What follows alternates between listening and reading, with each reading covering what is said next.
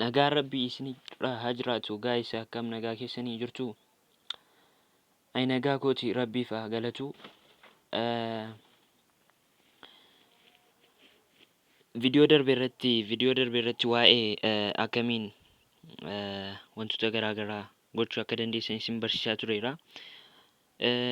Akkasumas barsiisuu irratti hin argama jechuudha yoo tokko.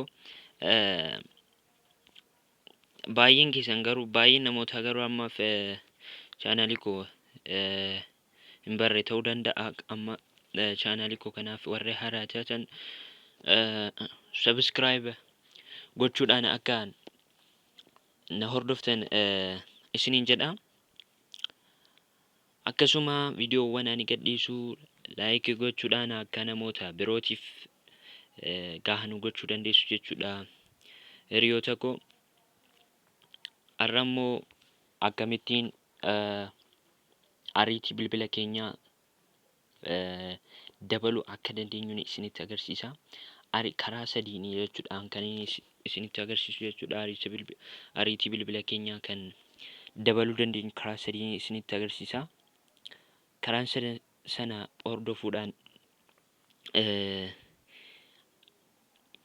akka isin itti gammaddan abdiin qaba jechuudha hiriyoota koo. Karaa sadan keessa karaa isa jalqabaa fi isa garaa isa jalqabaa yoon isinitti agarsiisu, karaan inni jalqabaa siitingii keessa galtaniitu. Siitingii keessa galtanii isa booda system oddoo jedhu tuqxu jechuudha. System bakka jedhu erga tuqxanii waa baay'ee isiniif fida. System oddoo jedhu erga tuqxanii jechuudha. Isin isa kam gadi cuqaastu jechuudha. About phone kan jettu gara xumuraarra jirti. About phone kan jedhu sana al takka gadi cuqaastu jechuudha. Isa booda waan baay'eetu gadi isiniif tarreeffamee dhufa. Isa booda build number kan jedhu ni jira jechuudha. Build number kan jedhu kana si'a 7 tuqxu. 1 2 3 4 5 6 7. Isa booda waan sila hin turre tokkotiyyuu sistemii jala gala. Maal kan jedhu developer option kan jedhu sistemii jala gala jechuudha. Amma immoo developer option isa jedhu kana al tokko gadi tuqxu. Developer option kana erga gadi tuqxanii isa booda gara gadi deemtaniitu jechuudha.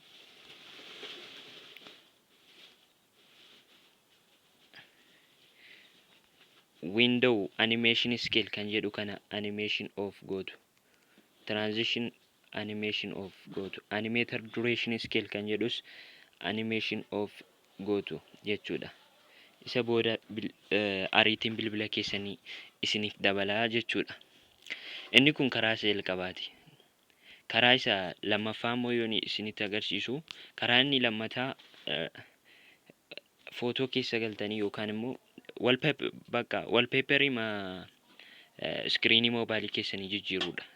Karaa inni lammataa wallpaperii iskiriinii moobaayilii keessanii jijjiiruudha jechuudha. Karaa inni lammataa footoo keessaas ta'uu danda'a. Wallpaperii jijjiiruudha jechuudha karaa inni lammataa.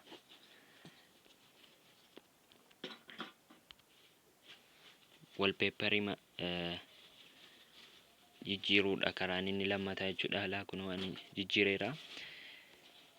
Karaan inni sadaffaa immoo keessumattuu bilbila Android irra kan jiru appilikeeshiniin tokko accelerate kan jedhu ni jira. Accelerate isa jedhu kana bilbila keenya osoo hin fayyadamin jalqaba irratti bilbila keenya accelerate gochuu qabna jechuudha. Erga bilbila keenya yeroo baay'eedhaaf fayyadamne boodas accelerate gochuu qabna.